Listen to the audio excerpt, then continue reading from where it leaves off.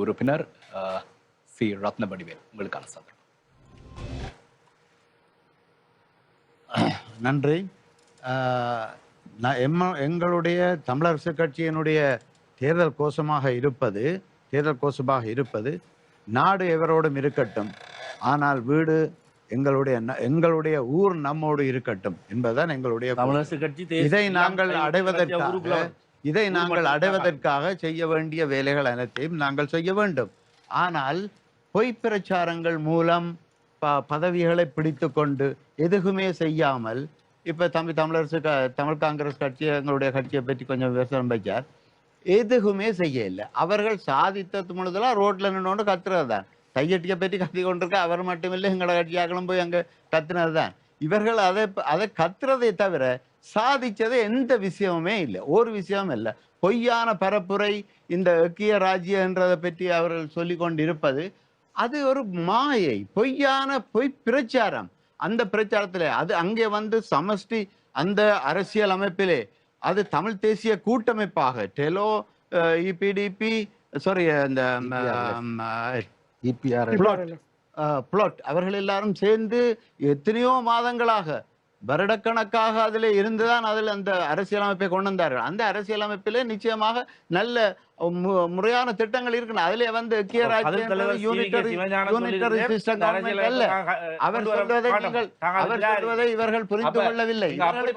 அதை புரிந்து கொள்வதற்கான கெட்டித்தனம் இவர்கள்ட்ட இல்லை. கொடுக்கப்படுற அதிகாரங்கள், என்னென்ன அதிகாரங்கள் வழங்கப்படுது, மாகாண சபைக்கு அதிகாரங்கள், அந்த அதிகாரங்களை திருப்பி பெற முடியாது. அந்த கட்டமைப்பிலே தான் அந்த இருக்கிறது. ஐக்கிய ராஜ்யன்றது அது வேற, அது ஐக்கிய ராஜ்யம் என்று இவர்கள் சொல்ற கருத்து வேற. இப்ப நீங்கள் பாத்தீங்க என்று சொன்னால் ஸ்பிரிங் என்ற ஒரு சொல்லி இருக்கு. அந்த ஸ்பிரிங் என்று சொன்னா என்ன, ஒன்று வந்து இப்படி இந்த பம்பன்ற ஸ்பிரிங் அதுவும் இருக்கலாம், அல்லாட்டா நாங்கள் என்னென்று சொல்லலாம், ஒரு நீரூற்றுன்னு சொல்லலாம். அது எந்த இடத்துல பாவிக்கப்படுறது என்ற பொறுத்தது. ஐக்கிய ராஜ்யம் என்றதுக்கு அவர்கள் சமானமான சொல்லு அதிலே போட்டிருக்கிறார்கள்.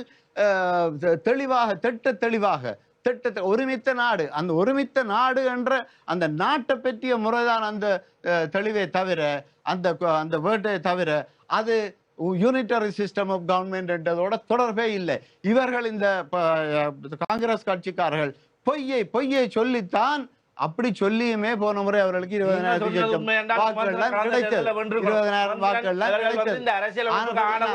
20,000 வாக்குகள் தொடர்ச்சியாக பொய்யை சொல்லி புலிகளுடைய பெயரை சொல்லியே 22 ஆசனங்கள் நாங்கள் பெற்றோம். இப்ப குறைஞ்சு விட்டு 20 அது புலிகள் இந்த காலத்துல அது அதே தேர்தல்.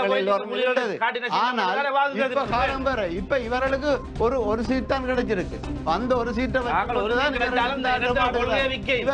இவர்கள் தேசியத்தை வைத்துக் கொண்டு பிழைப்பு நடத்துகிறார்கள். வெளிநாடுகளில் இருந்து காசு வருது, அந்த காசை வச்சுக் கொண்டு பிழைப்பு நடத்துகிறார்களே தவிர இவர்கள் உண்மையாக நேர்மையான தேசியவாதிகள் அல்ல.